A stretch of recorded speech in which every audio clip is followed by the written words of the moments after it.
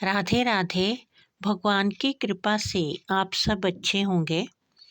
आज की वीडियो में मैं आपको बताऊंगी कि जब हमारे दिन फिरने लगते हैं या हमारा अच्छा समय आने वाला होता है तो हमें पहले ही कौन से ऐसे संकेत हैं जो दिखाई देने लग जाते हैं। पहला जो संकेत है वो ये है कि हमारी जो जाग है वो सुबह ब्रह्म मुहूर्त में खुलने लगती है।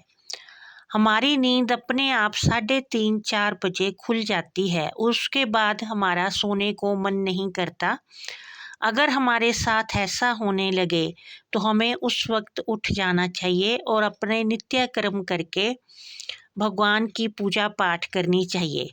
अगर हम ऐसा करने लगते हैं तो हमारी जो ज़िंदगी है वो थोड़े दिनों में ही बदलने लग जाएगी।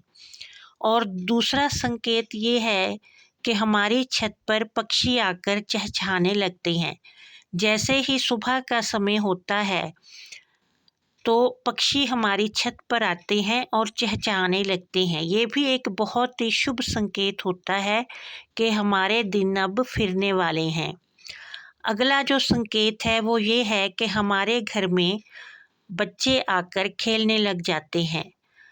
ये हमें सभी को पता है कि जो बच्चे हैं वो भगवान का रूप होते हैं और अगर वो अपने आप हमारे घर आएं और खेलें तो ये बहुत ही शुभ संकेत होता है कि भगवान की कृपा अब हम पर होने वाली है। और अगर हमें सुबह दूध से भरा हुआ कोई बर्तन दिखाई दे जाए या दही से भरा हुआ बर्तन दिखाई दे जाए तो ये भी बड़ा ही एक शुभ संकेत होता है कि अब हमारे जीवन में खुशियाँ आने वाली हैं।